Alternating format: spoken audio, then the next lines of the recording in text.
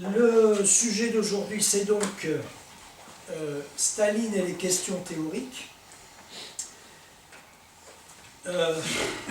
Sujet extrêmement vaste, évidemment.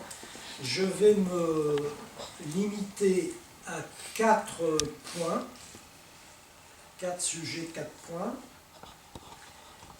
Le premier, c'est le léninisme de Staline. Quid du léninisme de Staline?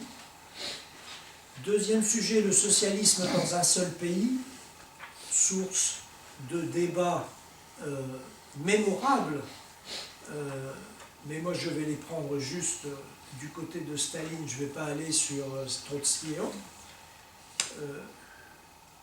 Le socialisme dans un seul pays, vu du côté de Staline. Troisième sujet, le dépérissement de l'État. Quatrième sujet, en fait il y en a deux, c'est quatrième et cinquième. Quatrième, c'est le marxisme, Staline et le marxisme. Et cinquième, la dialectique, Staline et la dialectique. Donc ce sont autant de sujets qui pourraient à eux seuls faire l'objet, non pas simplement d'une conférence, mais d'un cycle. C'est un truc de fou. Donc moi, vous allez voir, je vais survoler ça très gentiment, mais nous avons l'avantage d'avoir avec nous Jean Roblin qui pourra nous apporter, t'avais qu'à pas venir, qui pourra nous apporter de nombreux éclairages. Je signale au passage, je n'ai pas fait la fois précédente, que la thèse de Jean Roblin, c'est Marxisme et socialisation, publiée en 1989, avant la chute du mur. Avant la chute du mur. Donc c'est un bilan du marxisme. Hein, on peut le présenter comme ça. C'est pour le présenter extrêmement rapidement, bien entendu.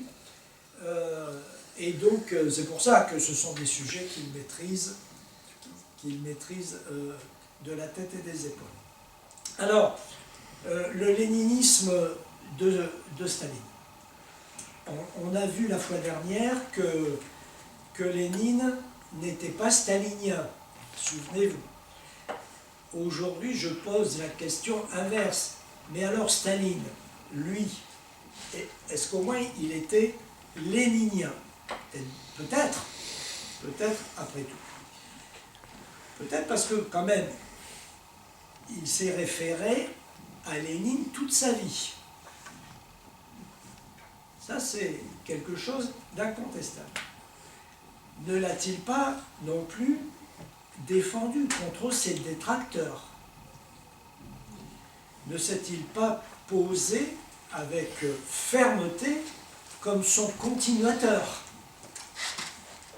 N'a-t-il pas publié, enfin, dernier argument, un ouvrage qui s'intitule « Les principes du léninisme ».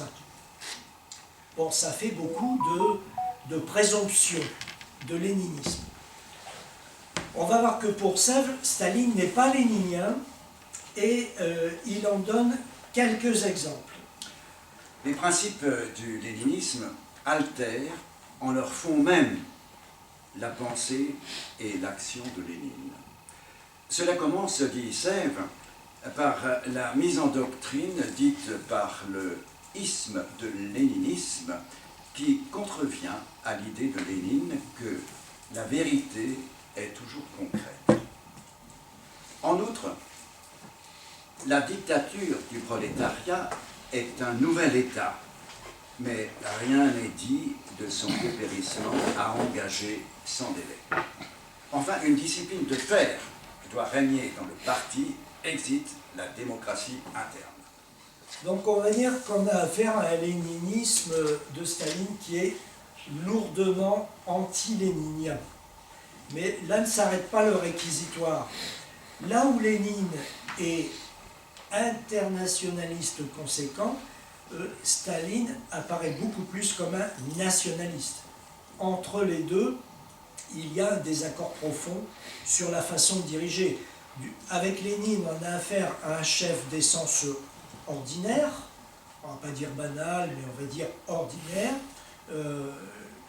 quand on connaît ses faits et gestes, etc., ça se confirme, alors que du côté de Staline, on a affaire à un achat d'essence supérieur.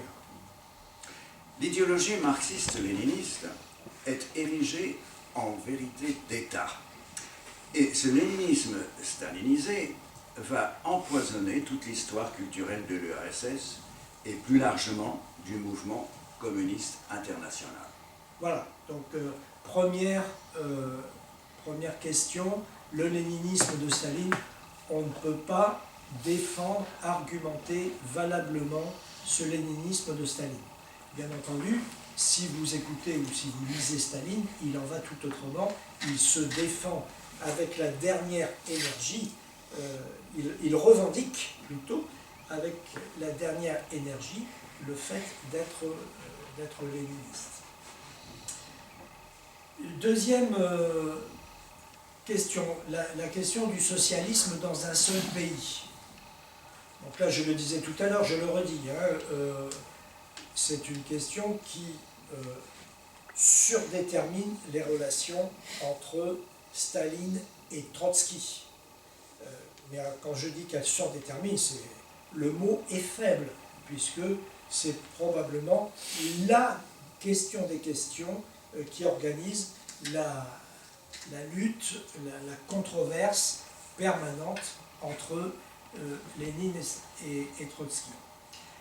Il n'y a pas que celle-là, mais c'est sans doute celle-là qui surdétermine tout le reste. Alors, je commence par rappeler la position de Lénine sur le socialisme. Il désigne la première phase du communisme, c'est-à-dire implique de façon clairement commençante l'appropriation des moyens de production par les producteurs directs et le dépérissement de l'état de classe. Et donc que l'un ou l'autre de ces éléments viennent à manquer, que ce soit l'appropriation des moyens de production par les producteurs directs ou bien le dépérissement de l'état de classe, que l'un des deux éléments manque, ou même encore plus les deux, eh bien on n'est plus en présence du socialisme.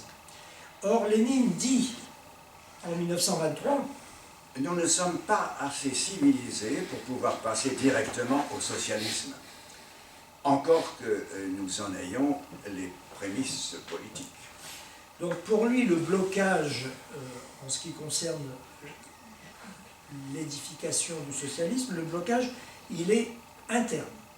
Il est au niveau de la société et du peuple. Et il faudra beaucoup d'années pour le lever. Toute une époque historique, au mieux 10 ou 20 ans, ajoutait-il.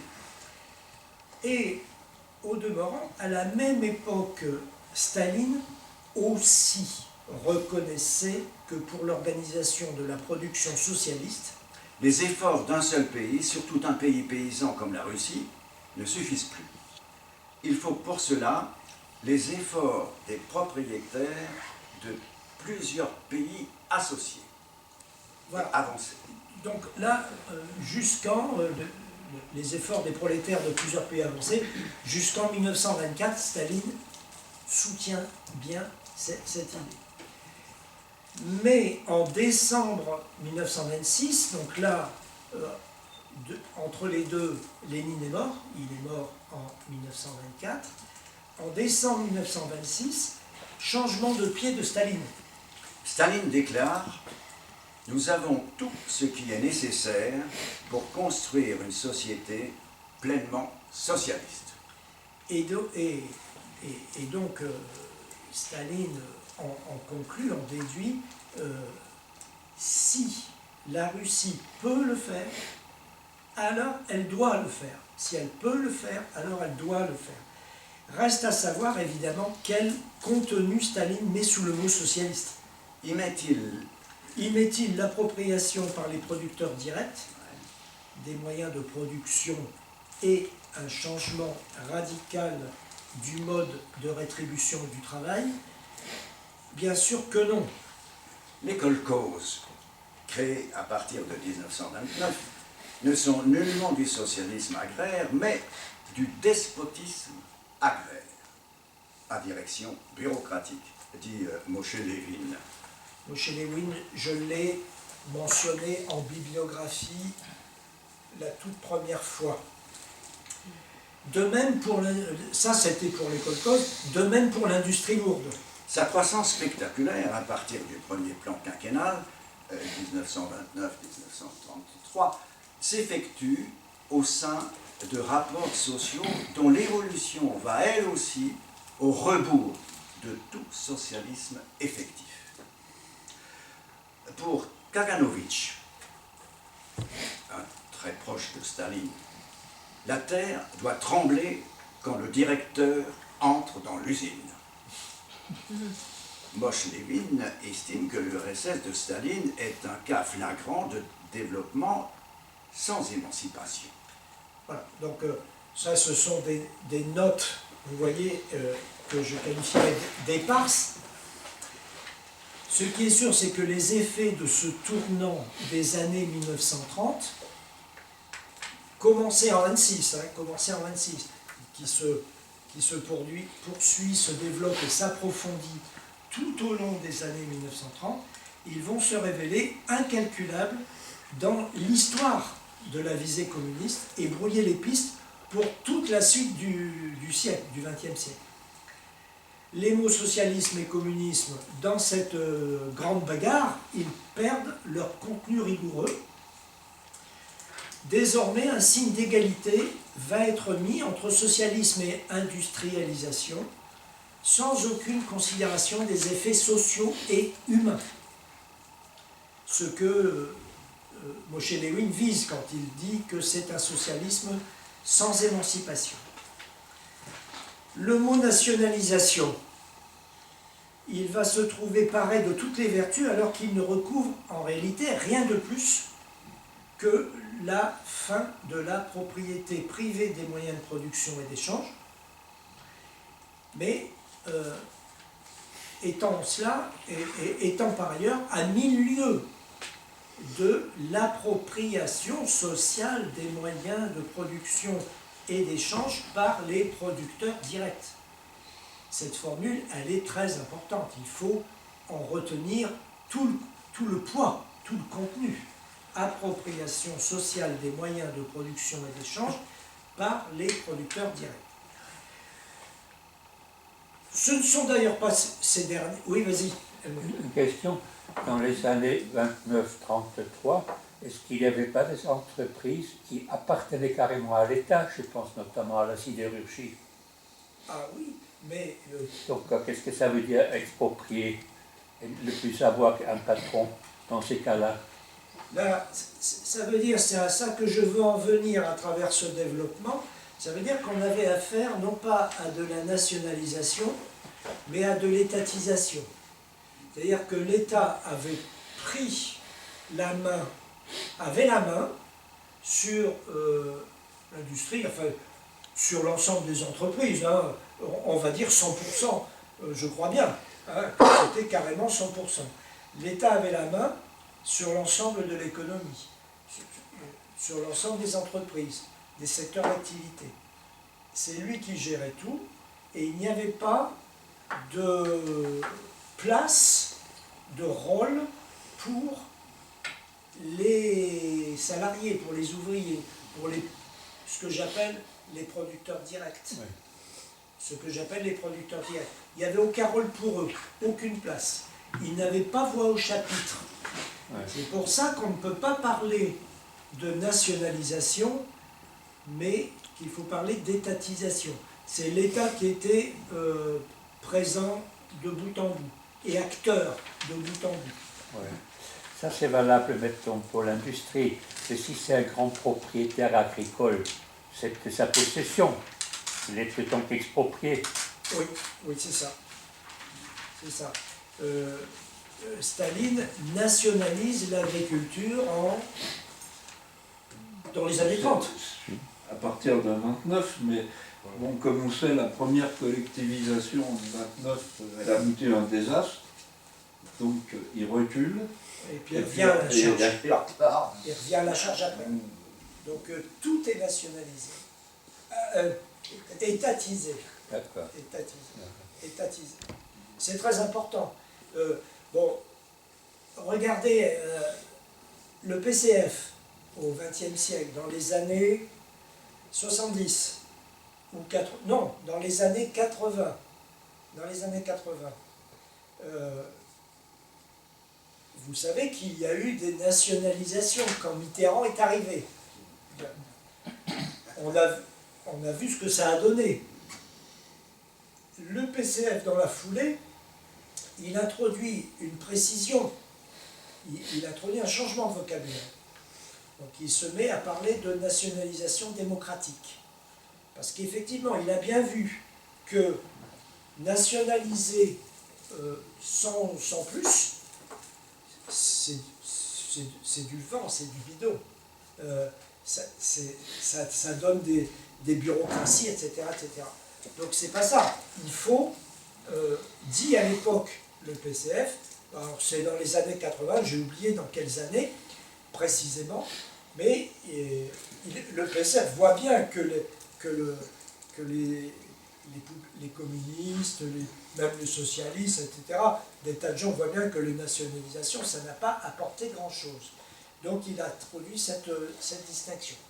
Là, on est un peu dans ce genre de problématique. Hein. C'est encore en pire, hein. C'est en bien pire, puisque là, on est sous le régime stalinien. Et quand tu dis la nationalisation n'apporte rien, si je pense à la Poste qui est contre une entreprise nationale, je pense que l'état d'esprit qu'il y a du fonctionnement de la Poste pour l'intérêt commun, ce n'est pas du tout le même que lorsque c'est géré par le privé. Donc comment on peut dire que la nationalisation apporte de toute façon rien? Alors, la Poste à l'époque, il me semble qu'elle ne pose pas problème.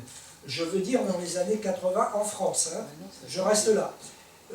Me semble-t-il, peut-être que les agents de la Poste ne seraient pas d'accord avec ce que je viens de dire. Mais ces derniers temps, ça a bien changé. Mais Parce qu'on met en place, je sais que je connaissais des gens à la Poste, ils mettent en place du haut des solutions, tandis qu'avant, c'était plutôt la base qui proposait des solutions. la Poste à l'époque ne pose pas problème. Hein. Mais la sidérurgie,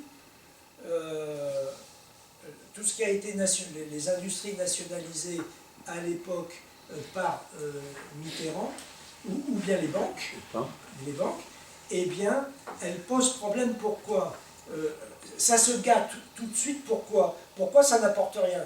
Parce que le mode de gouvernance ou de gestion de ces nationalisations, ça consiste à les soumettre à la logique du marché.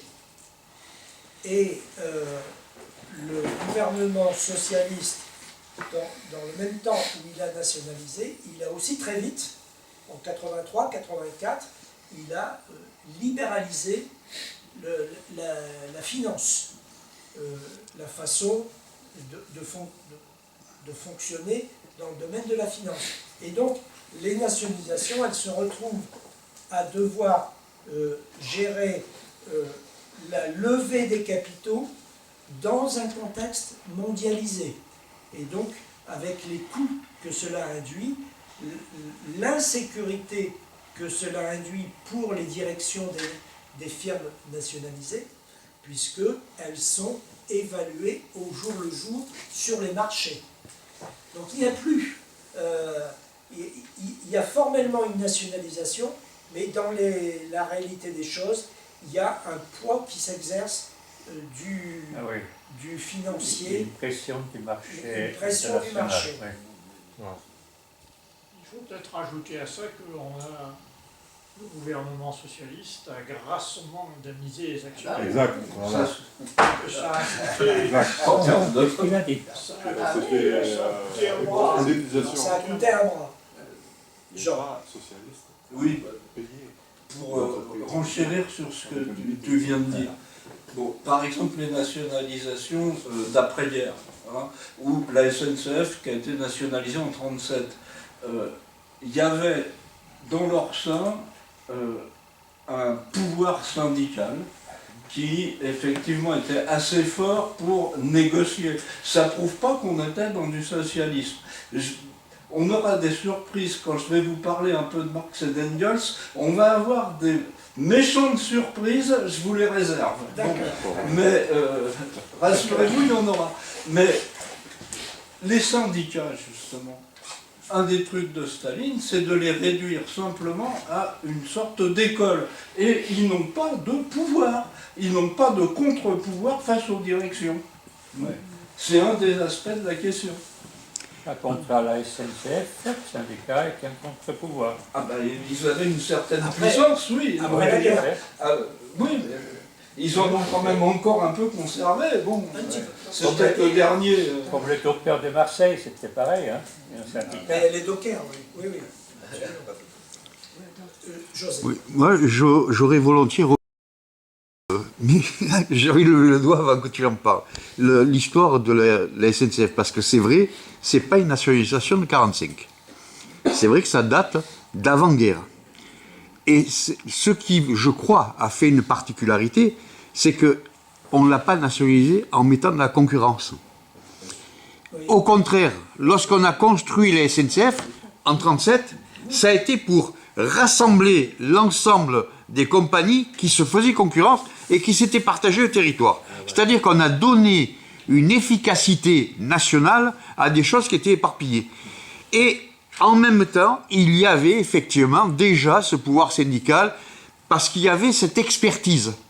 Et je crois que c'est extrêmement important pour essayer de repenser à ce qui s'est passé en Union soviétique, où il n'y avait peut-être pas cette expertise-là. L'autre truc, je voudrais simplement dire, je ne suis pas sûr que cette idée, elle émerge dans le PC français dans les années 80. Nationalisation démocratique. Oui. Non, le mot, oui. Mais l'idée, j'en prendrai un seul exemple. Lorsque Croizat met en place la Sécu, s'il y a quelque chose qui est national, c'est bien la Sécu, et c'est bien service public. Il imagine qu'il y aura des élections et que la direction sera issue de ce pouvoir syndical. On en est loin hein, aujourd'hui. Mais à ce moment-là, et je crois qu'il ne faut pas oublier ce qui s'est passé chez nos voisins italiens, les conseils d'usine. Il y a toute une orientation du mouvement communiste, y compris international, qui tournait autour de ce pouvoir dans les entreprises. Et là-dessus, et dans les services publics de façon globale. Mais à partir du moment où on a fait des nationalisations qui ont coûté, où on a introduit la concurrence, pire, où on a soumis ça à des dictats européens, à des pays dans lesquels il n'y avait pas ce même moyen, c'est ça. Tu as évoqué l'idée de construire dans un seul pays. C'est pas simple, hein, mais c'est les problèmes auxquels ils sont heurtés. Et puis, je termine là-dessus. Moi, il me semble que ce qui a beaucoup marqué, c'est le fait qu'il y a eu la volonté de construire quelque chose avec des gens qui n'étaient pas formés pour cela. La bourgeoisie, elle a au moins cet avantage-là, c'est qu'elle a formé des techniciens, des ingénieurs, etc. Voilà, j'en dis pas plus. Non, je voulais seulement dire, par rapport à ce que dit José, c'est un petit peu à nuancer concernant les anciens réseaux. Les anciens réseaux, pourquoi la SNCF en 1937? Parce que les anciens réseaux, le Nord, l'Est, sont à l'agonie. Ouais. Sont à l'agonie, ils n'arrivent plus à tourner. Donc voilà, il n'y avait pas de concurrence entre eux, puisqu'ils s'étaient partagé le territoire. Voilà. Donc il n'y avait pas réellement de concurrence. Ouais. C'est le constat que ça ne peut pas tourner. Donc Même chose pour on le crée BF. la SNCF. Même chose pour le BF, après la guerre. Il y avait plusieurs raisons. C'est que différentes sociétés avaient l'élargissement des voies différents. Hein, on voit le train d'Épines, etc. Non. Il y a eu... Non, dans le réseau national, Oui, mais tous les réseaux, beaucoup de réseaux régionaux avaient et la preuve, les rails du train d'Épines et pas le même élargissement. C'est les voies métriques, comme les chemins de fer de Corrèze, comme tout ça. Ça représente moins de 5% du réseau ferré français. C'est pas pour rien qu'ils n'ont pas été nationalisés à ce moment-là. Voilà. Donc ça, juste... Oui, même si l'exemple de la Corse est encore... Je vais continuer. comme on n'en parle plus aujourd'hui, mais l'Angleterre risque de nationaliser leur réseau ferré parce que c'est la catastrophe. Et c'est pas la première fois qu'elle fait des nationalisations quand ça merdouille. Hein. Ouais, voilà. Et pour en revenir à notre sujet, sur l'histoire des réformes agricoles de la Russie par Staline, on oublie de dire qu'il y a eu de la famine. Ça a été une catastrophe dans les années 30. Et donc il a été obligé de revoir la question, quoi. Hein. Oui, Et j'en viens à un phénomène que je connais bien, la Bulgarie. Quand il y a eu le changement en 90, des anciens propriétaires d'avant les années 40 ont revendiqué leur terrain, mais ils n'étaient pas producteurs. Qu'est-ce qu'ils ont fait? Parce qu'il y avait des coopératives, ils achetaient des moissonneuses-batteuses et tout ensemble. Du coup, ceux qui produisaient, qui étaient sur le terrain, ben, ils se sont retirés, mais ils pouvaient garder un peu de un lopin de terre et leur maison. Et la Bulgarie, qui était un gros producteur de fruits et légumes pour l'Europe de l'Est, ça a été la catastrophe. Et aujourd'hui, quand vous allez au marché, vous trouvez des fruits et des légumes de Turquie et de Grèce. Et pourtant, c'est une région, et quand vous vous baladez, il y a des terrains immenses abandonnés. Donc vous voyez un peu comment les choses font, c'est assez complexe, mais pour en revenir, que la nécessité, ce que faisait pas l'Union soviétique, la participation des salariés, moi quand je travaillais, j'ai connu des délégués de la sécurité sociale dans le département jusqu'en 67. Ils étaient élus et ils géraient la sécurité sociale. Ce qu'on oublie de dire avec la réforme, pour faire des fonds de pension, etc., c'est 300 milliards de budget, la Sécu. Donc ça, le capitalisme, il a envie de... On n'arrête pas d'en parler aujourd'hui. Donc c'est de voir que Staline, il a voulu aller très vite. En plus, il ne connaissait pas aussi, je pense, les relations internationales. Parce que Lénine, il est venu à Nice. Il est allé de partout. Bon, il était réfugié politique, etc. Mais il a pu mesurer l'évolution de l'Angleterre, de la France, de l'Allemagne, de la Belgique, je crois, il était. Mais, tu l'as dit, ça. mais Staline, il est resté dans sa Russie, je crois qu'il était géorgien d'origine. Effectivement, il a passé à Londres. Jean, il a évoqué ça, je ne sais plus quand, en disant que Lénine connaissait bien beaucoup de pays européens, je ne sais pas combien, mais que Staline, lui, au contraire, il n'était jamais sorti de la... Il est allé à Vienne. Ouais, voilà. Il est allé à Londres aussi. Il est y allé en particulier pour préparer son bouquin sur les nationalités, qui a été son premier ouvrage théorique, et qui est intéressant pour la rupture avec Lénine. Parce que quand on regarde bien son bouquin, en gros il fait un truc, il mélange deux conceptions de la nation qui étaient en vigueur dans la social-démocratie. Kautsky, la nation c'est de la langue. Otto Bauer, la nation c'est une culture commune et une participation commune. Bon, il mélange les deux, et pourquoi il mélange les deux? Pour dire il faut tout ça pour qu'il y ait une vraie nationalité. Ce qui lui permet de dire l'entrée du club va être très réservée. Bon, vous voyez ce que je veux dire? Il donne un exemple qui fera mal dans la suite des opérations. Les Juifs ne sont pas une nationalité. Ah, ouais, bon. Ah ben oui. Bon. Et comme par hasard,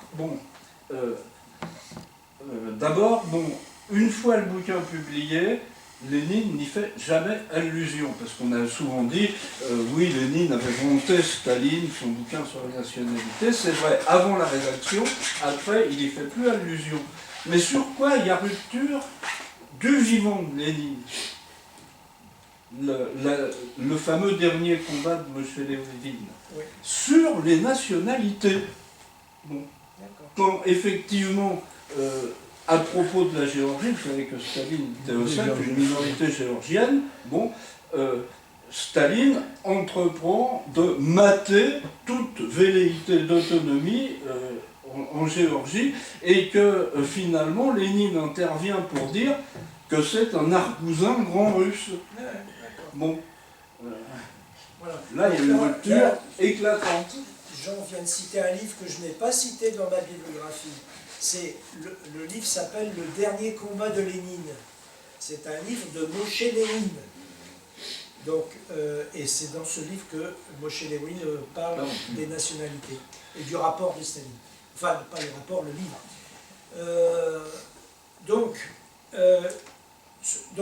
On était parti des nationalisations, etc., etc. Donc ce n'est donc pas de nationalisation qu'il faut dire, qu'il faut parler, mais d'étatisation. Dans son contenu effectif, le socialisme, entre guillemets, stalinien, est en vérité un national-étatisme. National-étatisme. Et les deux mots étant poussés à incandescence, j'ai envie de dire. National poussé à incandescence, étatisme poussé à incandescence. Disons que là, la formule, il faut la prendre dur, quoi. Hein. Voilà, sur ce thème qui a rebondi de manière remarquable sur le thème du socialisme dans un seul pays, qui a rebondi sur la France. Le troisième sujet que je veux évoquer, c'est la question du dépérissement de l'État. Là aussi, à 15 000 mètres d'altitude. Comment Staline se situe-t-il par rapport à ce critère du dépérissement de l'État, qui est un critère de passage au socialisme? Rappelons ce que signifie cette notion de dépérissement. L'État, ça signifie que l'État, comme instrument de domination de classe s'élevant au-dessus de la société, commence à être démantelé. Et qu'est-ce qui réalise cette tâche? C'est la dictature du prolétariat. Elle implique l'appropriation au moins nettement engagée de l'ensemble des pouvoirs publics par la collectivité citoyenne. Collectivité citoyenne. Au lieu de cela, Staline pousse à un mode de direction des affaires étranger à tout souci démocratique. le régime est d'essence étatiste. Je viens de le dire il y a 3 minutes.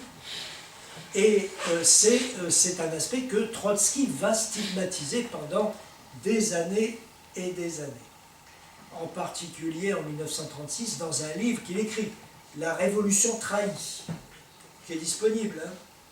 On peut le trouver, pas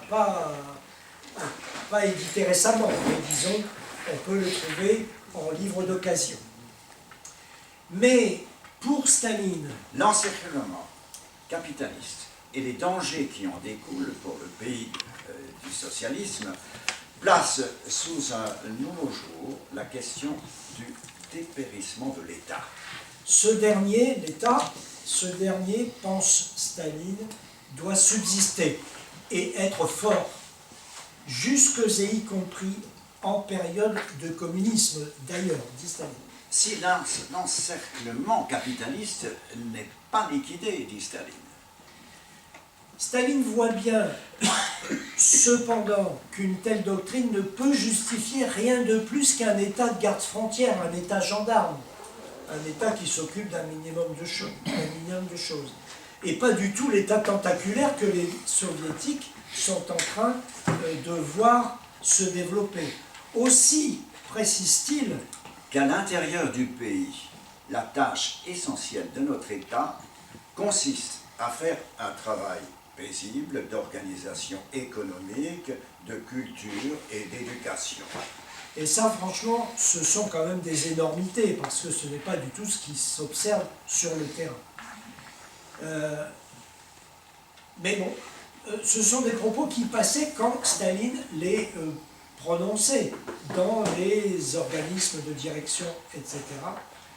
Mais ça passait parce qu'il avait affaire à une assistance, on va dire, qui était prête à tout entendre sans rien dire. Pourquoi? Parce que avec Staline, c'est la direction qui choisit c'est la direction qui choisit les délégués dans les congrès. Ce n'est plus, disons, et c'est la direction qui prépare les décisions stratégiques. Il y a une formule pour dire cela. Ce n'est plus le congrès qui fait la direction, c'est la direction qui fait le congrès. Ah. Vous voyez ce que je veux dire? Le congrès se prépare au niveau de la direction sortante mais qui est, je ne sais pas comment il faut dire, éternellement sortante, hein, sortante et aussi sec, réentrante. Donc c'est la direction qui prépare le congrès, alors que, évidemment, dans l'ordre des choses, c'est l'inverse. C'est le congrès qui, avec toute sa vigueur, sa vie et les incertitudes d'un congrès, à travers les votes, c'est le congrès qui doit faire la direction. Avec Staline, il n'en est rien. Mais oui, j'ai une question. Parce que je crois que c'était dans les années 30, je crois que c'était 32, il y avait eu un congrès, ce qu'ils appelaient le congrès des vainqueurs, si je ne me trompe pas. Ah, 34. Voilà, c'est 34. Alors.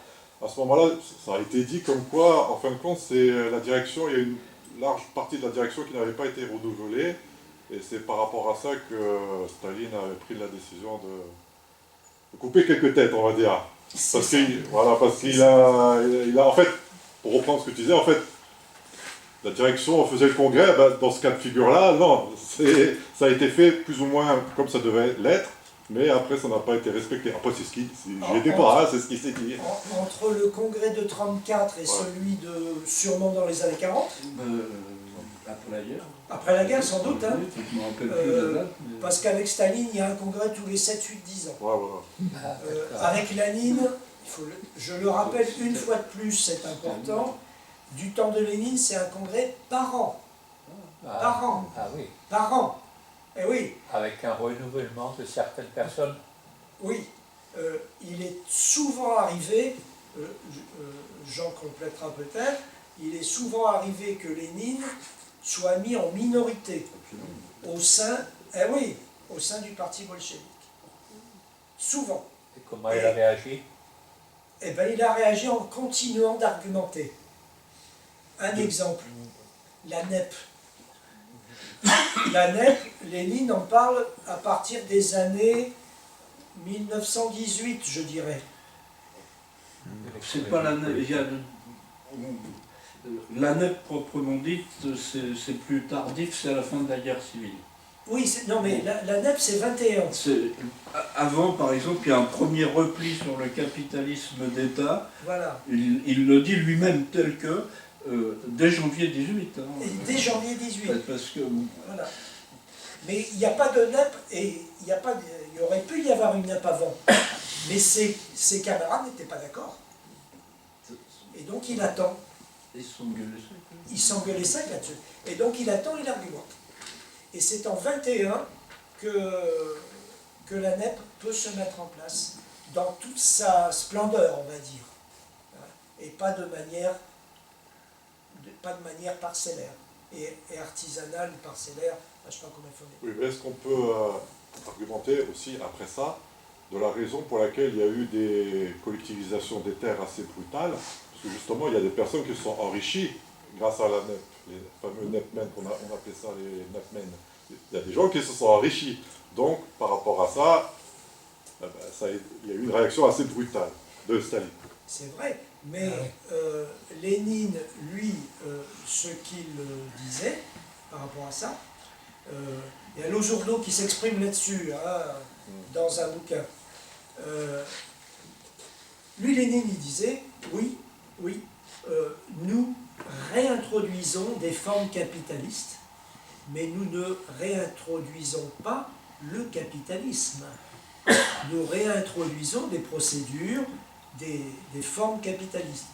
Les capitalistes se réintroduisent dans un certain nombre de secteurs, mais le politique, c'est pas pour eux. Le politique, c'est bien les bolcheviks qui restent maîtres du jeu. C'est ça que dit Lénine. Politiquement, ils sont hors jeu, les capitalistes, les bourgeois, etc. Ils le demeurent. Le Jourdo explique ça en long, en large et en travers dans un bouquin, je ne sais plus lequel. Et je crois que c'est Fuir l'histoire. Fuir l'histoire, sans doute. Et donc, et oui, il y a des gens qui, je crois que c'est le Jourdo, qui parle des netmen avec les vêtements à fourrure. Qui se pavanent. Ah oui, c'est la spéculation. Qui se pavanent, ils sont redevenus riches, etc. etc. Mais le Jourdo dit non, les vestes à fourrure, là, comment ça s'appelle ces trucs-là, ben oui, d'accord, ils montrent à tous qu'ils sont redevenus riches, mais c'est tout. Politiquement, ils ne sont pas dans le coup. Et alors, ils n'avaient pas les pouvoirs, en introduisant la NEP, de dire, écoutez, si une entreprise est bénéficiaire, voilà ce qu'on fait avec le bénéfice. On le répartit équitablement. Pourquoi il ne pouvait pas mettre ça en place, vu qu'il était quand même le chef? Non, mais il pouvait, mais il ne voulait pas. Bon, mais il le pouvait, par exemple, dans l'industrie, où effectivement il y avait des redistributions. Le problème, c'est en 21, il n'y a plus rien. Bon, hein, il n'y a plus d'industrie et l'agriculture est quasiment à zéro. Tout était cassé à cause de la guerre. Le problème, c'est que il va effectivement, par exemple, donner des concessions même à des étrangers. Il va réintroduire des relations marchandes dans le secteur d'État. Il ne faut pas l'oublier. Ce qui fait que, par exemple, les entreprises d'État vont fonctionner comme des centres d'accumulation autonomes. Alors effectivement, dans le secteur étatisé, on a facilement la possibilité de redistribuer des profits. Ce qui a été fait. Seulement, pour assurer l'industrialisation, ça ne suffisait pas. Il fallait donc en plus faire des transferts de l'agriculture vers l'industrie. Bon. Ça va être un débat tout au long des années 20. Bon. Boukharine étant le partisan de la NEP après la mort de Lénine, bon, et Boukharine soutenant effectivement qu'il faut laisser s'enrichir le secteur agricole pour pouvoir faire des transferts vers le secteur industriel. Bon, d'autres économistes étant au contraire partisans de transferts massifs, bon, comme Preobrazhensky, etc. Donc il y avait une opposition et les planistes, à l'époque, vont prendre parti contre la NEP. Et ils sont aussi dans le coup pour la collectivisation de 29 que Staline n'a pas introduite tout seul, quand même. Hein, bon, on peut il l'a faite avec sa brutalité, mais c'était préparé parce que beaucoup de types du plan disaient il faut absolument arrêter l'enrichissement, arrêter la NEP et faire des transferts massifs vers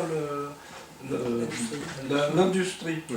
Avec L'autre question, mais est-ce qu'on peut dire que après, au fur et à mesure du temps, dans tous les pays socialistes, ça a été mis en place comme une politique générale de ponctionner l'agriculture pour justement financer l'industrialisation, parce que sinon, parce que dans tous les pays, en général, c'était des pays assez agraires ou arriérés. Genre, à part si l'autre solution, c'est s'endetter sur les marchés financiers ou demander de l'argent aux banques. Bon, c'est sûr qu'on ne peut pas faire ça. Alors, la seule solution qui nous reste pour industrialiser le pays, c'est sur l'agriculture. Il est certain que c'est ce qu'a fait la Chine. Dans un premier temps, toute la période de Mao et toute la période de Mao, c'est-à-dire jusqu'en 1976, ou si je prends la mort de Mao, ou 78, si je prends l'arrivée au pouvoir de Deng Xiaoping, Puisque là, Deng Xiaoping, il décide, on fait encore un écart. Là. Mais bon, c'est là, 78, c'est la décision, la grande décision historique,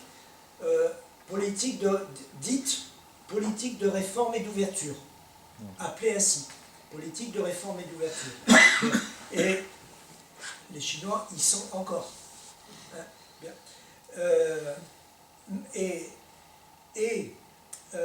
Mais avant du temps de Mao, c'est l'agriculture globalement pressurée. Quoique de moins en moins, à mesure que les conditions économiques évoluent. Mais, disons, globalement, Mao, c'est ça. Voilà, la Chine l'a fait aussi. Ouais. Mais l'URSS, la Chine, en fait. Mais est-ce qu'on peut appeler ça une politique stalinienne d'industrialisation pour des pays en voie de développement? Le fait de fonctionner à l'agriculture. Il y a Françoise qui voulait parler. Je prends la question. Alors, moi, c'est un élément qu'il faut tenir compte. Lénine faisait confiance aux intellectuels de l'époque. Parce que Marc Chagall, il a été commissaire du peuple de l'art, je veux dire un poste de dirigeant de l'Union soviétique. Par contre, Staline, il a éliminé les intellectuels. Il y en a même qui se sont suicidés. Je veux dire, pourquoi ? Parce que la réflexion qu'avaient les intellectuels de l'époque, qui était quand même l'esprit révolutionnaire, dérangeait Staline parce qu'il ne voulait pas faire comme ce qu'il voulait. Donc ça, c'est un aspect qu'il faut tenir compte, pas seulement les problèmes agricoles, industriels, etc., mais il y avait aussi, je veux dire, les réflexions politiques, qui étaient importantes. Ouais. Lénine faisait confiance et Staline, il a éliminé. Et puis, ce n'est pas du tout incompatible de ponctionner l'agriculture pour transférer des sous sur l'industrie, parce que l'industrie, qu'est-ce qu'elle peut faire? Elle peut faire des machines agricoles qui augmentent les rendements de l'agriculture. Donc, en soi, ce n'est pas une mauvaise idée. Ça dépend après comment on répartit. T'as raison, c'est sûr. Mais il y avait Françoise. C'est pas ça qu'ils avaient fait dans les réformes agraires. La réforme agraire. C'est toujours un petit peu une analyse que je fais de manière empirique. C'est toujours mon problème. Mais il me semble que le problème de l'agriculture en Union soviétique ne se posait pas de la même façon que le problème de l'agriculture en Chine. Que l'agriculture en Union soviétique, on fonctionne, on récupère, une fois qu'on a donné à manger à tout le monde, on récupère le surplus, etc., pour alimenter, pour bâtir une industrie. Ça, je pense que quelque part, je le vois comme ça aussi. Par contre, il me semble que, au bon point, Mao, il n'a pas cherché à ponctionner l'agriculture, il a juste cherché à nourrir son monde. Parce qu'il y avait des grandes famines, c'est quand même... Enfin, moi, c'est comme ça que j'ai appris. En cours d'histoire, hein, avec une prof d'histoire géo qui était souvent en plus coco. Bon. D'accord. Donc, l'agriculture, quand on cherche à développer une agriculture pour nourrir sa population, c'est pas une agriculture comme on a actuellement le blé en France qui va à l'exportation pour remplir des sous, etc. C'est pas quelque chose qui va... Mais je vais répondre à ton observation ainsi qu'à la tienne, Jean. Oui, juste sur les intellectuels, bon, le cas typique, c'est Riazanov. Pourquoi? Parce que Riazanov, c'est un monsieur qui prépare l'édition des œuvres complètes de Marx. C'est ça. Bon. L'Institut Marx. Ben oui. Marx Comme par hasard, il commence à publier certains textes, dont les manuscrits de 44, et hop, tout s'arrête. Parce que les manuscrits de 44 vont donner lieu à une interprétation, entre guillemets, humaniste de Marx, qui va se répandre d'ailleurs aussi en France, en Occident. Encore aujourd'hui. Oui, bien sûr. Qui n'arrange pas les affaires de Staline. Alors, Riazanov, en 28, il est exilé, il sera fusillé, je crois, en 38 ou un truc comme ça.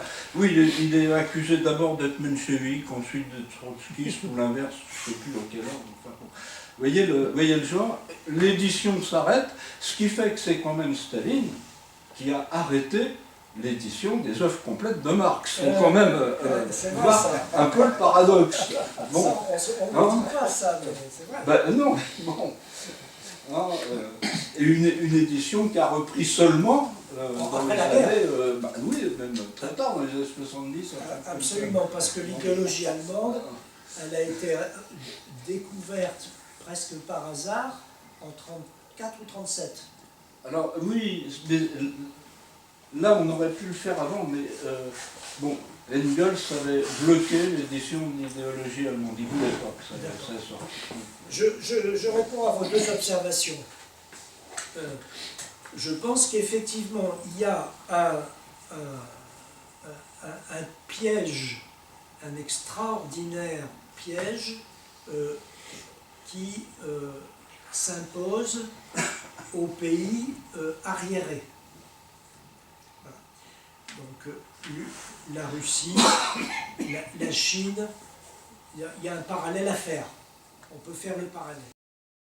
Extraordinaire piège, et on se demande vraiment comment il pourrait être possible d'y échapper. Donc, ça c'est sûr.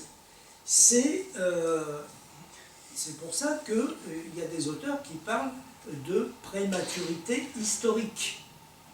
Prématurité historique. Bien, le piège de la prématurité historique.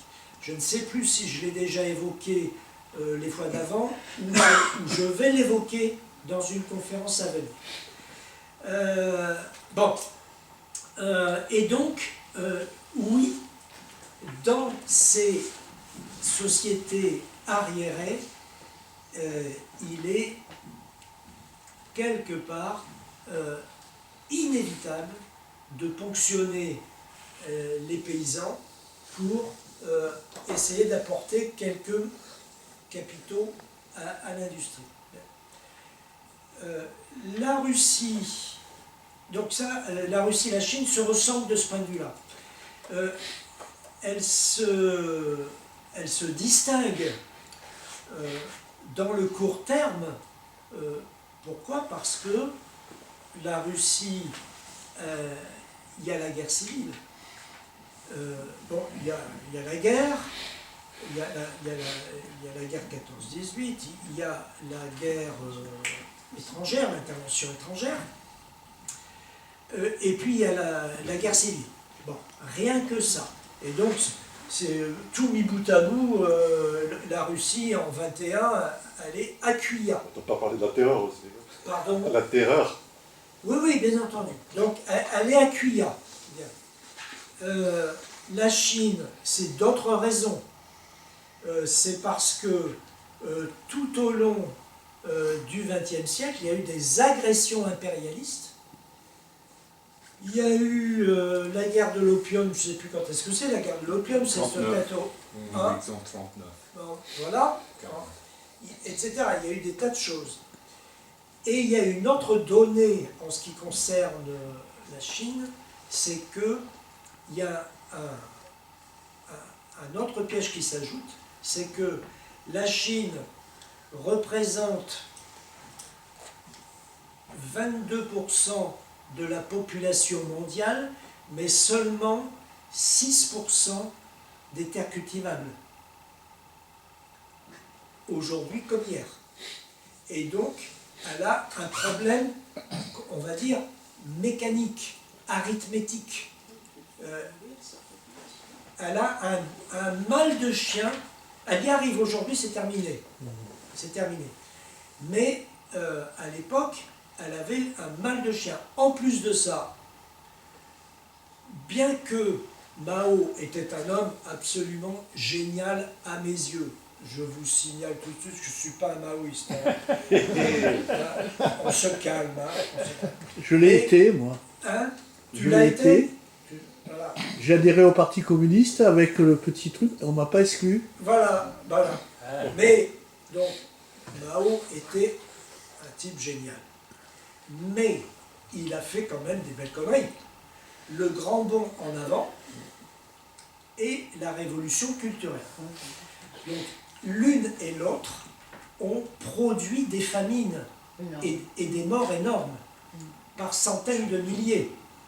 Je ne sais pas si toi tu as plus de détails, mais c'est des centaines de milliers. J'ose pas dire des millions. Si on le dit, Si. Il y a des évaluations qui sont à 2 millions, il y a plus. Voilà. La répression des propriétaires, par exemple, en 50-51, il y avait 2 millions. Donc, par exemple. Voilà, donc tout ça s'est ajouté. Et ça s'ajoute. D'abord, il y a une trentaine d'années de différence avec la révolution bolchevique, oui. 1949. Mais ce qu'il faut savoir sur les terres cultivables, bon, vous savez que mon fils il a passé 2 ans en Chine comme conseiller scientifique en biologie, et il a participé à des conférences sur l'agriculture. 20% des terres chinoises sont polluées par les métaux lourds. Ah bon, donc, c'est-à-dire que les usines qu'il y avait en Chine ont jeté tout dans les rivières, les machins. Et il a participé à un colloque, parce qu'ils ont un peu de retard sur les OGM.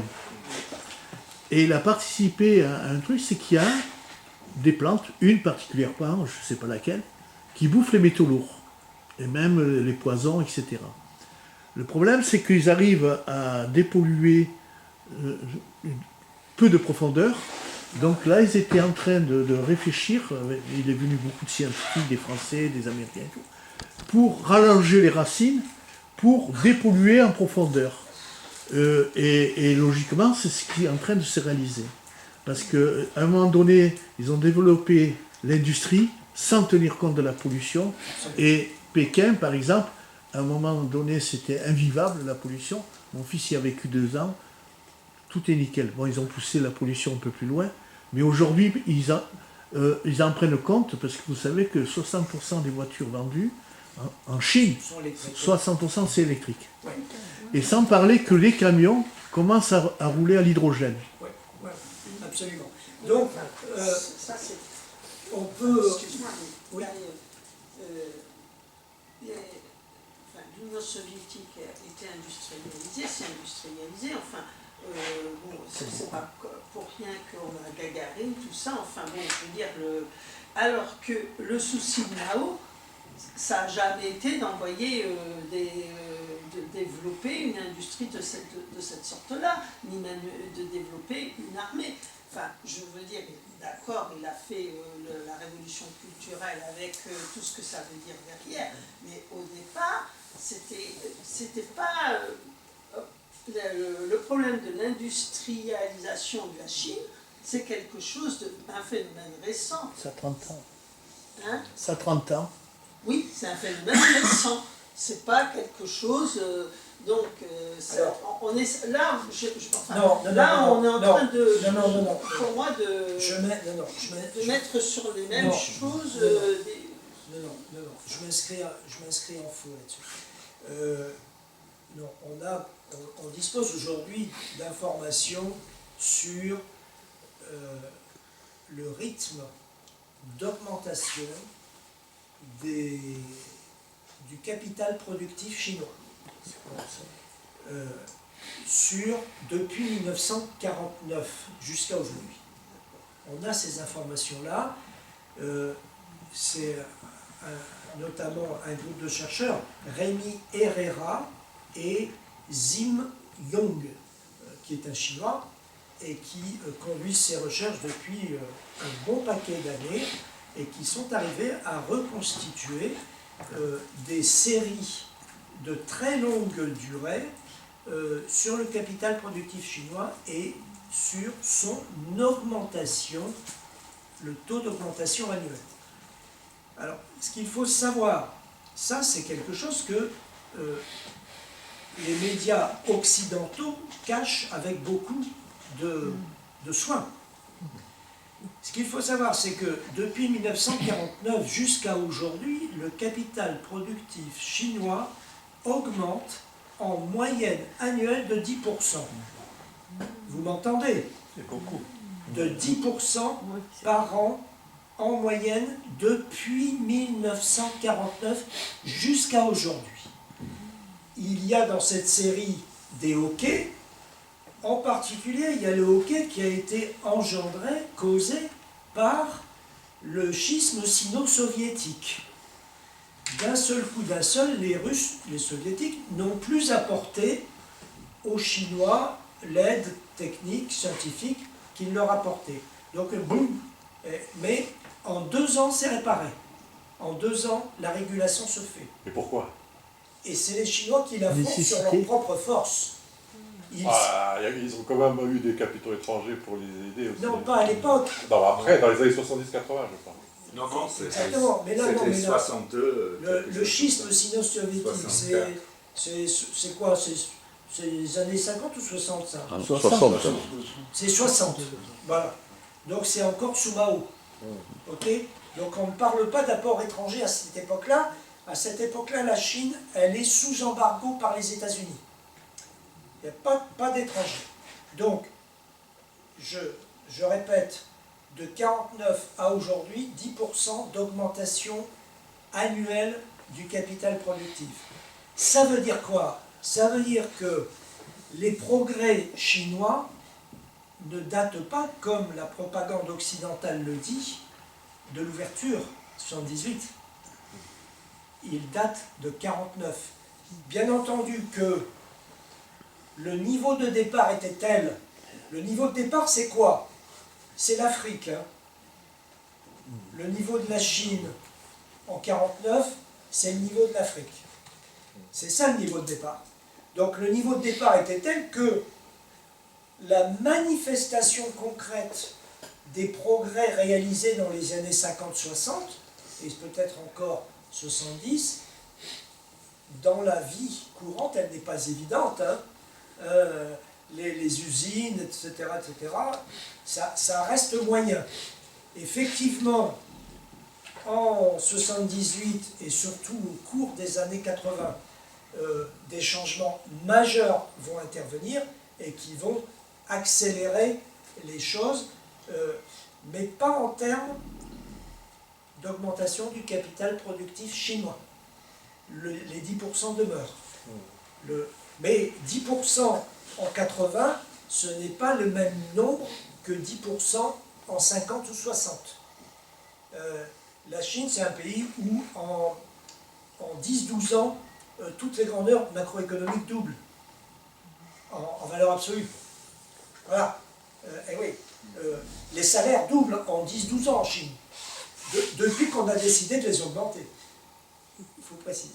Puisqu'il fut un temps, ce n'était pas l'objectif non plus. Bon, je reviens. Et puis, ce 10%, effectivement, c'est quand même bien de le rappeler, quand tu pars de rien, tu fais 10% de rien, ça fait quand même pas grand-chose. Et ainsi de suite, et puis après, ton 10%, il devient quelque chose. Ah ouais, c'est ça. Il y a ça qu'il faut quand même pointer, et ce qu'il faut pointer aussi, c'est que ton terme là, je vois très bien ce que tu entends par là, mais tu peux avoir un transfert, dis-le tout à l'heure. Capital productif? Ton capital productif, tu peux très bien avoir un capital productif qui va être concerné par l'agriculture, parce qu'effectivement c'est ça qui va... et puis après, par la suite, parce qu'au début ça devait être ça, et après par la suite, tu auras un transfert que ton capital productif va être plus industriel, si tu veux. Tu vois? Donc, c'est pas... Ça, je vous donne rendez-vous La Chine. en 2026. Avant cela, je ne parlerai qu'en présence de mon avocat. Non, c'est pas pour faire ton avocat. Mais, donc ça, on en reparlera effectivement. Mais je crois qu'il y a deux, trois choses qu'il faut qu'on garde en tête. Un, quand la Chine a lancé sa révolution, l'Union soviétique existait. Et il y avait déjà une certaine solidarité possible. Tu as bien fait de rappeler la rupture. Mais après, il faut aussi se dire, c'est quoi l'occasion de la rupture? La rupture, elle intervient en grande partie après le rapport Khrouchtchev, qui portait justement sur le culte de la personnalité Staline, mis en place par Khrouchtchev aussi. Et lui le dénonce, et il met en place ses théories à lui. C'est pas Staline qui a décidé d'envoyer un homme dans l'espace, hein. C'est Khrouchtchev.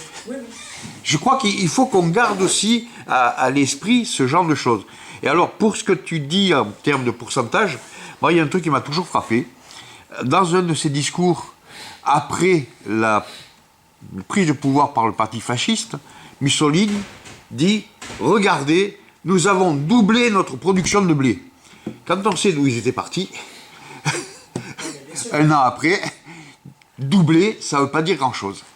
Et je crois qu'il faut qu'on garde ce genre de truc par rapport aux chiffres. Tu as raison, c'est pas la même chose de dire 10% de 1 que 10% de 100. Bien sûr. Alors, on reviendra là-dessus.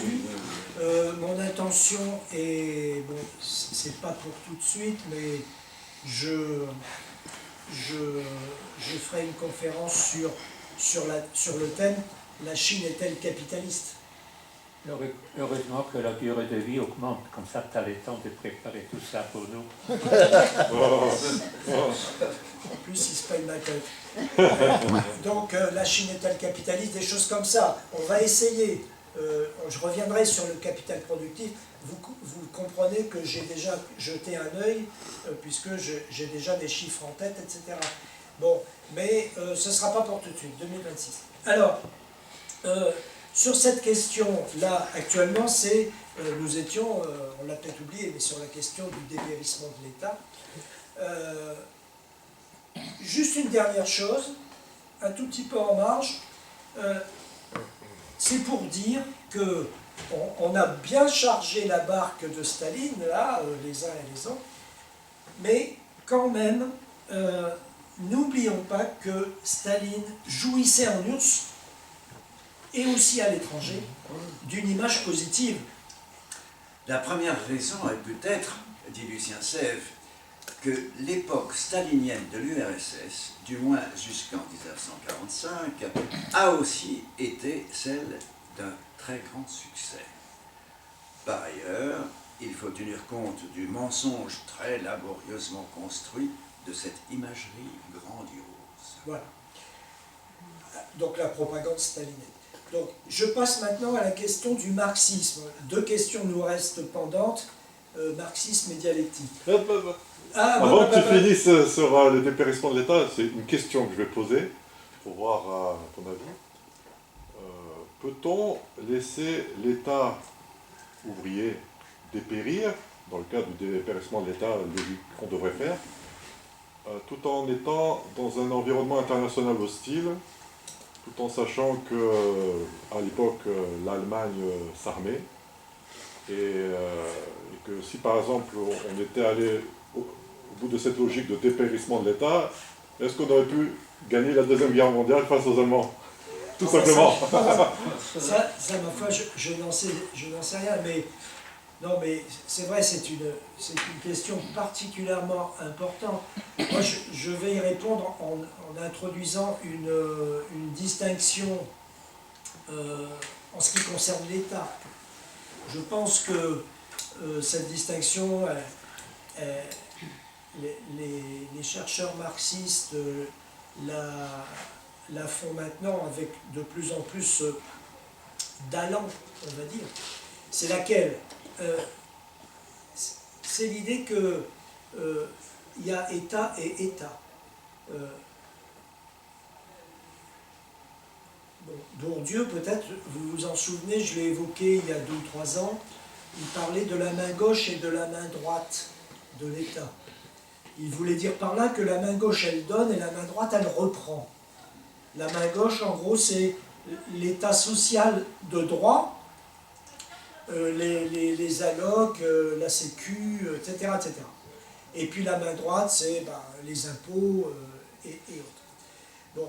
Mais les chercheurs marxistes distinguent un État, on va dire, gendarme, un État qui gère ou qui suit ou qui a en ligne de mire la lutte des classes, et puis un État qui a plutôt en ligne de mire la condition de vie, le bien-être, l'éducation, la culture, etc., etc., etc.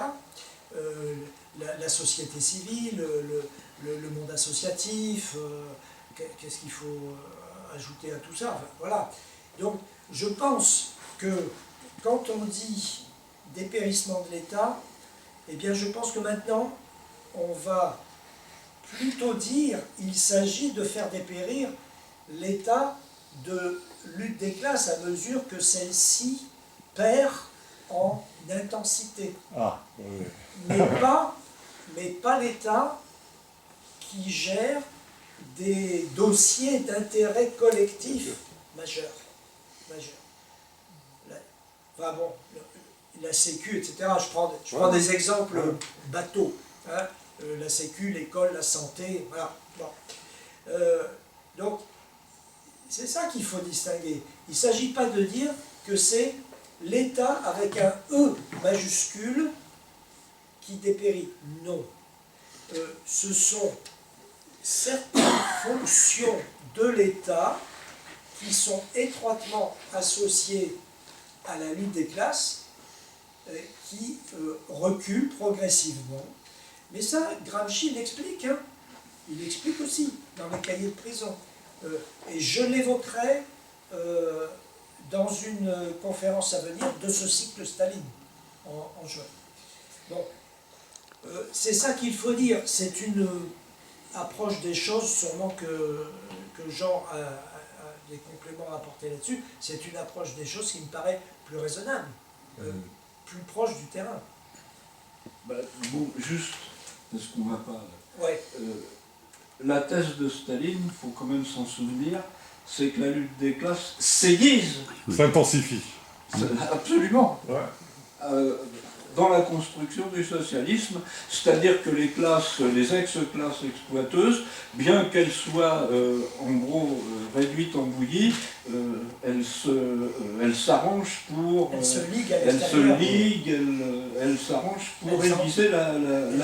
Elles encerclent. Voilà, ce qui permet évidemment de justifier tous les plans de terreur qui ont marqué la période. Bon, alors... effectivement, à partir de là, le dépérissement de l'État, il est dans les choux, oui. Absolument. Alors que dans les débats actuels, alors là, oublions le stalinisme, dans les débats actuels entre chercheurs marxistes, c'est ça la distinction qui prévaut tout doucement. Hein. C'est-à-dire qu'il y a une complexification de la problématique. C'est pas dépérissement de l'État, non. C'est dépérissement de l'état de lutte des classes, l'état gendarme, l'état de lutte des classes. Je vais juste rajouter que dans le contexte de l'époque, c'était, et maintenant avec les yeux d'aujourd'hui je parle, hein, c'est intéressant d'analyser, de lire certaines personnes qui disaient que, par exemple, c'était ce qu'ils appelaient les conseillistes allemands ou austro-allemands, comme quoi...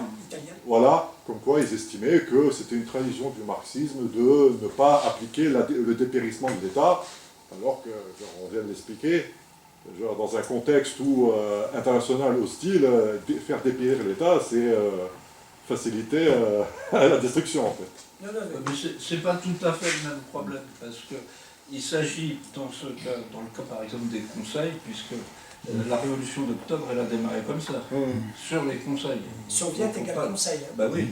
Non, mais je parlais des les soviets, c'est les conseils. Oui, mais je parlais de ceux qui se faisaient appeler les conseillistes, restaient à la gauche du Parti communiste allemand. Oui. C'est de ces personnes-là que je parle. Bon, oui, alors ça, c'est pas la même chose, mais la démocratie directe, en gros, devient le type de fonctionnement de cet État qui dépérit. Bon, ça, c'est l'exemple type, c'est la commune chez Marx. Bon. Alors, Marx, par exemple, va dire, lui, déjà, qu'il y a des fonctions publiques qui perdent leur caractère politique. Bon, une des images du dépérissement. Elle pose beaucoup de questions parce que, est-ce que il ne faut pas faire la démarche inverse et se dire que c'est la politique qui bouffe peu à peu l'État. Je dis ça parce que, par exemple, vous avez une remarque, une incise, hein, c'est de toute petite remarque de Lénine en marge d'un texte de Boukharine où Boukharine disait les contradictions et les antagonismes dépériront sous le communisme. Et alors Lénine note les antagonismes, oui, dépériront, l'antagonisme de classe, hein, là, la lutte de classe, mais les contradictions dépériront pas. Bon. Et là, à ce moment-là, on se dit, s'il y a encore des contradictions sociales, même sous le communisme, est-ce que la politique se maintiendra pas, même dans un état dépérissant? C'est ça. Alors, Staline et... Oui. Moi, je voulais revenir sur cette histoire de conseil, parce qu'effectivement, pendant longtemps, on a essayé d'opposer Gramsci et Staline, alors que Gramsci se réclamait de Staline. Et dans les cahiers de prison, il le dit, à plusieurs reprises. Et puis, il y a une deuxième petite remarque. Moi, ce que j'ai cru comprendre, c'est que le problème, c'était surtout l'État bourgeois, ou l'État aristocratique, etc. Et que, je repense à ce que tu dis à propos de la phrase de Staline, l'aiguisement de la lutte des classes, je repense à ce qui s'est passé en France. Pour la Révolution française, là aussi, terreur, on nous en fait une monstruosité. J'ai à l'occasion, là, ces derniers temps, relu un certain nombre de choses sur la Révolution pour essayer de comprendre le rôle exact de Olympe de Gouges. Parce que je trouve cette promotion aujourd'hui un peu indécente. Et j'ai appris des choses que j'ignorais complètement. Vous savez que les femmes avaient le droit de vote dans les assemblées communales avant la Révolution et pour préparer les conventions. Ça m'a ouvert des perspectives. Je me suis dit, c'est pas possible. C'est ensuite l'État, qui était en train d'être instauré par la bourgeoisie, qui leur a retiré ce droit de vote. Pour ça, elles ont continué à préparer les décisions des conventions par, je ne dis pas des conseils, mais par des réunions locales systématiques dans les communes. Tu dis convention, c'est où? C'est pas États généraux? Ben, oui, les États généraux, mais les sessions des États généraux. Moi, ça m'a sidéré, et je me dis, en fait, le problème, c'est qu'est-ce que l'on donne à chacune des étapes comme pouvoir à l'État, avec la structure qui est celle de l'État, et qu'est-ce qu'on arrive à déléguer, en fait pas de déléguer, qu'est-ce qu'on arrive à mettre entre les mains, comme le disait Lénine, et je m'excuse, mais j'ai déjà employé à plusieurs reprises la formule, et ça me vaut des inimitiés pas possibles, comme disait Lénine, comment on fait pour que la cuisinière puisse gérer le budget de l'État? Voilà. Alors, il ne faut pas dire cuisinière, mais j'ai toujours du mal. J'ai toujours du mal à ne pas traduire exactement le mot. Et deuxièmement, parce que pour moi, une cuisinière, c'est pas l'instrument. C'est aussi une femme. Parce que sinon, je suis obligé de vous avouer que chez moi, j'ai une cuisinière électrique. Non, une gazinière électrique, pardon. Alors, Staline et le marxisme. Allez, quelques remarques comme ça. Donc on vient de voir que Staline tourne le dos au marxisme, au communisme, on va dire au communisme, en économie et en politique. Est-ce que, au moins, il lui est fidèle dans le domaine de la théorie? Peut-être parce que, je crois que je l'ai déjà mentionné, en 1938, il publie Matérialisme dialectique et Matérialisme historique. 1938. Le jugement de Lucien Sèvres est sans appel. La compréhension et la présentation stalinienne du marxisme est elle-même, de bout en bout, la dénaturalisation fondamentale de la pensée de Marx. Alors il y a un premier problème, c'est que Staline s'appuie très principalement sur l'Anti-Düring d'Engels. L'Anti-Düring d'Engels, c'est un ouvrage formidable, bien entendu, nous sommes ici une grosse poignée à bien le connaître, mais qui n'est pas exempt de défauts non plus, surtout aujourd'hui. Aujourd'hui, on lui trouve plus des défauts qu'on pouvait lui en trouver, je vais dire, il y a 30 ans ou 40 ans. Bon, mais il s'appuie essentiellement sur l'Anti-Düring. C'est un texte dont les qualités sont, disons, en demi-teinte. Mais surtout, c'est la façon dont Staline présente son texte qui fait problème. Il le présente comme une théorie générale du parti marxiste-léniniste. Savoir le matérialisme dialectique, conception des phénomènes de la nature, matérialiste par son contenu et dialectique par sa méthode, dont le matérialisme historique étend les principes à l'étude de la vie sociale. Donc là, il y a des déclarations qui font problème, vraiment très sérieusement. Elles sont erronées d'ailleurs, tout simplement erronées. Parce que Staline dit que Marx serait parti d'une conception générale de la nature pour l'étendre à la vie sociale. Alors que ce n'est pas ça, le marxisme. C'est en réalité, dit Sèvres, c'est l'histoire, non, la nature, qui constitue le lien premier où s'élabore une façon très inédite de penser en matérialiste et de mettre en œuvre de même la dialectique. Au demeurant, c'est d'ailleurs comme ça qu'Engels procède dans l'Anti-Düring. Je mentionne en fermant aussitôt la parenthèse. Donc Staline, de ce point de vue-là, il s'écarte de toute manière d'Engels. Et il s'écarte aussi de Lénine, quand il dit que dans le matérialisme et empiriocriticisme, ce terme se livre à une généralisation matérialiste de tout ce que la science, avant tout la science de la nature, avait acquis d'important et de substantiel depuis la mort d'Engels. Quand Staline dit cela, il est en contradiction formelle donc avec les dires de Lénine. Même chose pour la théorie politique de Marx. Staline dit que celle-ci serait elle-même tout simplement l'expérience du mouvement ouvrier de tous les pays sous sa forme générale. Et là, quelle est la critique que l'on peut énoncer à l'égard de cette affirmation? C'est qu'elle fait l'impasse sur les méthodes de travail tout simplement de Marx. Par exemple, sur les critiques que Marx a formulées à l'égard de Hegel, à l'égard de Bauer, à l'égard de Stirner, à l'égard de Proudhon et de tant d'autres. Marx est quelqu'un qui aiguise sa pensée en critiquant les philosophes de son temps et qui ont commis des livres, etc., etc.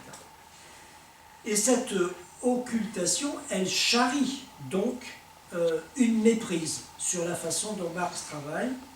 Il part de l'empirique, les critiques, il part de l'empirique, et à partir de là, il cherche une voie pour arriver à des affirmations théoriques, à des choses théoriques.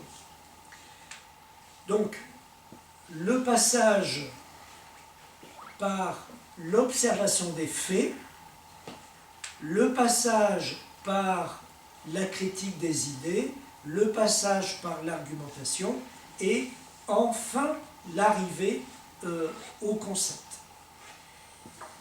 C'est dans cette logique que Marx inscrit les concepts, dans une logique de cohérence à la fois explicative, argumentative, descriptive, et qui dépasse radicalement le donné. Au lieu de cela, la pensée marxienne est dégradé en discours généraliste. Par Staline, donc. Voilà, donc la critique, qu'est-ce que tu... Je crois simplement pour résumer comme réaction. Non, mais pour résumer, pour montrer comment Staline raisonne. Son truc, c'est une sorte de déductivisme à partir effectivement d'éléments généraux. Alors, ça donne quoi? Par exemple, ça va donner des raisonnements du type dans la nature, il y a des changements qualitatifs qui se font par bond et pas par simple continuité. Donc, en politique, il faut être révolutionnaire et pas réformiste. Bon, c'est, Ce qui est vrai, non? Le problème, c'est le donc. Oui, voilà. C'est la façon dont on tire des conditions, effectivement, il y a des conditions de la révolution, du mouvement social, etc. Et on prétend en faire une illustration d'un schéma général qui s'applique à la nature et à tout ce qu'on veut. Ouais. Bon, et ça, c'est exactement ça le type de raisonnement de Staline. Bon. Et là, bon. Et j'ajouterais, pour ma part, j'ajouterais autre chose, parce que me suggère ta réaction. Ouais. Quand tu dis il faut être révolutionnaire et pas réformiste, eh bien, j'ose le dire. Ah. Il faut être les deux. Après, il faut préciser qu'est-ce qu'on entend par être révolutionnaire et être réformiste. Je suis en train d'ouvrir un débat. Je suis en train d'ouvrir un débat, j'y reviendrai sans doute, mais ça ne sera pas pour l'année prochaine, pour l'année encore d'après. Révolution ou réforme. Réforme ou révolution. Ça, c'est un grand sujet qu'on abordera une autre fois.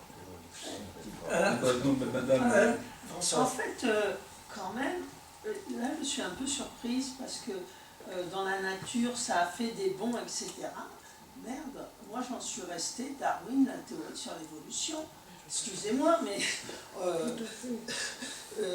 je ne sais pas ce qu'a dit Marx à ce sujet-là, mais pour moi la référence sur comment la nature, etc. et tout, c'est l'évolution, c'est pas et c'est Darwin, c'est pas les grands bonds, je ne sais trop quoi. Alors, les grands bonds, c'est par exemple la flotte qui change d'état à son degré.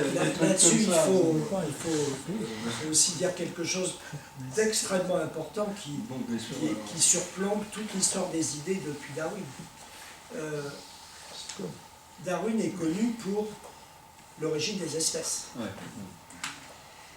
Cet ouvrage, il décrit l'évolution du monde végétal et animal. Ouais. Il s'arrête au seuil de quoi? Au seuil de quoi il s'arrête? Au seuil du vivant humain. L'origine des espèces, c'est la théorie de l'évolution du vivant animal. Darwin, il a traité le vivant humain. Qui le sait? Qui connaît l'ouvrage dans lequel il a fait ça?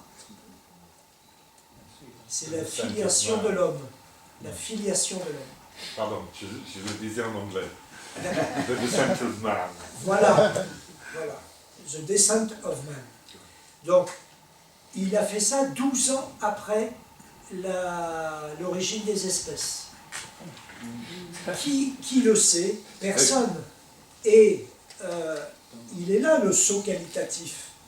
C'est dans cet ouvrage que Darwin explique qu'il y a un saut qualitatif entre le vivant animal et le vivant humain.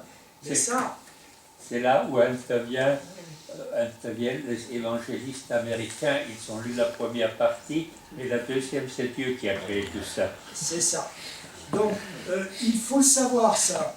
Il fut un temps, j'avais l'ambition de m'attaquer à ce dossier, mais bon, j'ai été, disons, emporté par la dynamique de mon sujet, et donc ce n'est plus à l'ordre du jour en ce qui me concerne, mais c'est un sujet important. Mais juste une phrase, saut qualitatif ne veut pas dire évolution continue. Non, justement. Ne contredit pas, pardon, ne contredit Ne pas. contredit pas. Ah oui, d'accord. Ne contredit pas évolution continue. Ouais. Il y a un saut qualitatif dans le résultat auquel on arrive, mais pour y arriver, on évolue continuellement. Ah ouais. Ah ouais. Non, moi je ne pose pas le... Ah ouais. Ah oui, un exemple typique, quand on est allé sur la Lune la première fois, c'est un saut qualitatif, mais ça nécessite toute une évolution avant. Oui, mais au-delà de ça, l'évolution humaine, c'est un continuum. Bien sûr. C'est un continuum. Donc, on ne va pas lancer cette discussion par pitié. Mais peut-être qu'un jour, on le fera. Mais en tout cas, je conclus là-dessus, parce que je pense que c'est un des plus grands exemples de manipulation de l'histoire des idées des 2 derniers siècles. C'est le couvercle qui a été mis sur le 2e ouvrage de Darwin, à savoir The Descent of Man, la filiation de l'homme. Personne n'en parle. Il y a quand même un spécialiste, je vous le signale si ça vous intéresse, en France, de cette question, c'est Patrick Thor. Patrick Thor qui a publié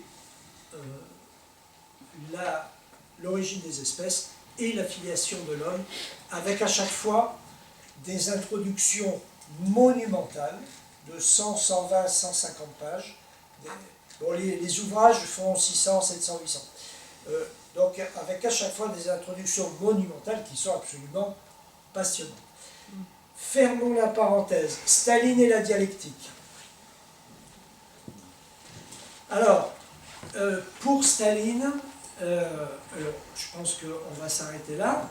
Pour Staline, la dialectique serait une simple méthode, ce qui est la réduire à un choix subjectif de pensée, comme s'il y avait la vérité d'un côté et la manière de l'aborder de l'autre.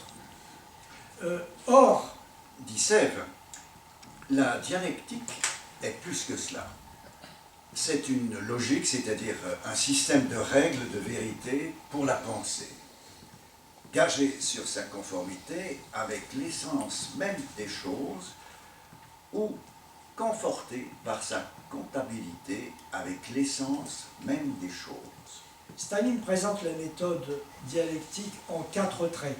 Les choses, dit-il, ne peuvent se comprendre que, premièrement, que resituer dans leur contexte, égal globalisme.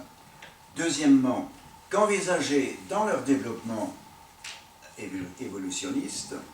Troisièmement, qu'en les analysant sous l'éclairage de l'idée que les changements quantitatifs insensibles et graduels débouchent sur les changements qualitatifs brusques.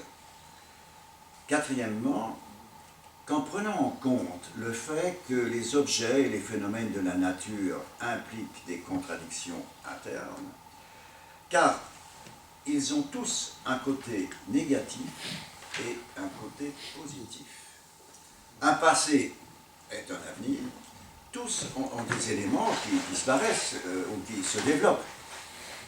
La lutte de ces contraires, la lutte entre l'ancien et le nouveau, entre ce qui meurt et ce qui naît, entre ce qui dépérit et ce qui se développe, est le contenu interne du processus du développement.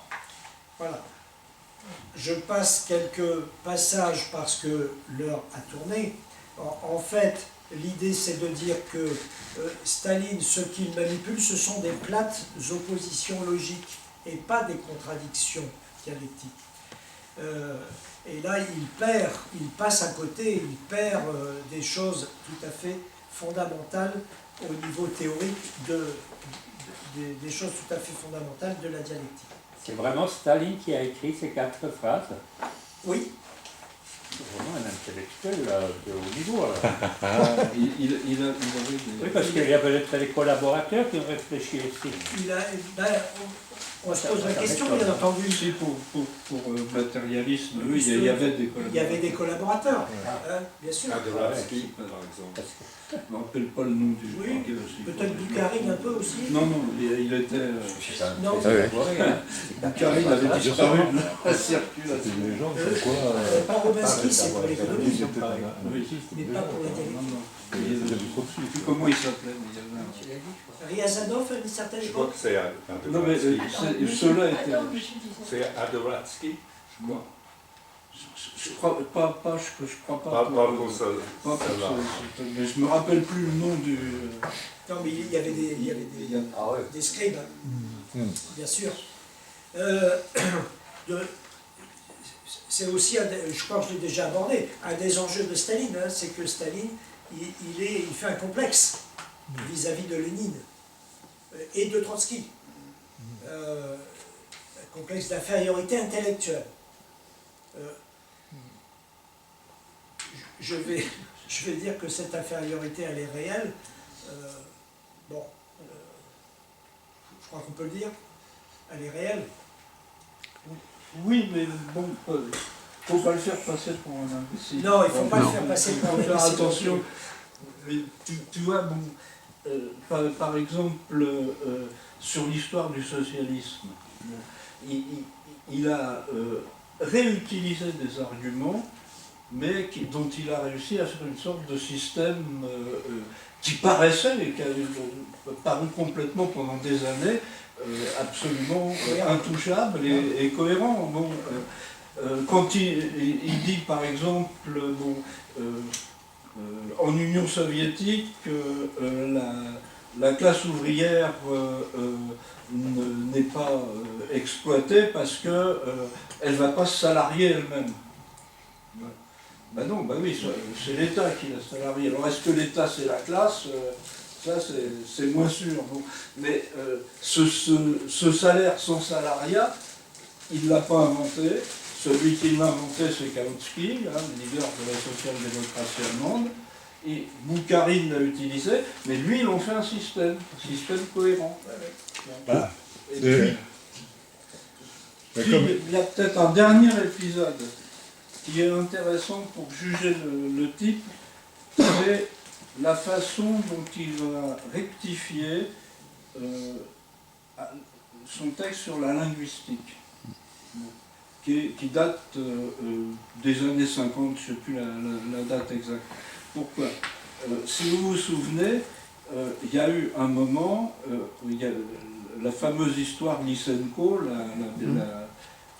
la biologie lysenkiste, qui s'oppose à la biologie officielle, au modélisme, etc. Et la théorisation que l'on fait de cette opposition, et qui va jaillir dans le parti français, c'est l'histoire science bourgeoise, science prolétarienne. Bon. Et curieusement, qui c'est qui rectifie cette monumentale connerie qu'il avait autorisée à coup sûr? Je ne crois pas que ce soit lui qui en soit l'auteur, c'est plutôt Zhdanov vu l'époque. Bon. Mais il l'avait laissé faire et il la rectifie à propos de la linguistique, parce que son texte sur la linguistique, c'est pour dire, en linguistique, il n'y a pas ce genre d'opposition et de révolution linguistique qui justifierait l'opposition. D'accord. Bon. Alors il rectifie à propos de la linguistique, donc il rétablit en quelque sorte une objectivité scientifique par-delà les scissions politiques, mais il ne touche pas à la biologie, curieusement. C'est-à-dire que la biologie soviétique va rester lysenkiste jusque dans les années 60, je crois que c'est en 68, que pendant un an on a arrêté tous les cours de biologie, et que... bon. Et là, on a cet exemple d'espèce de duplicité du personnage, bon, qu'on voyait déjà dans cette histoire des nationalités, parce que bon, qui rend difficile, si tu veux, son appréciation, mais je crois vraiment que quand on lit un texte de Staline, il faut toujours se dire qu'il y a un blaireau politique quelque part et que... Il y a du Staline et Après, ça dépend, puisque lui-même aimait bien Staline se définir comme un praticien face à des théoriciens. Donc voilà, lui, il n'a jamais voulu... voilà, il n'a jamais voulu usurper des théories... voilà, il préférait, lui, appliquer des théories, on va dire. Il s'est quand même laissé traiter de génie, etc. Voilà, oui, ça aussi. Bon, il a quand même largement contribué. Petit père du peuple. Ok, encore... Juste un mot, je crois qu'effectivement, c'est pas un pic de la Mirandole. Je ne prononcerai pas sur ce qui concerne son QI, son génie ou pas, je sais pas, je suis pas capable de le faire.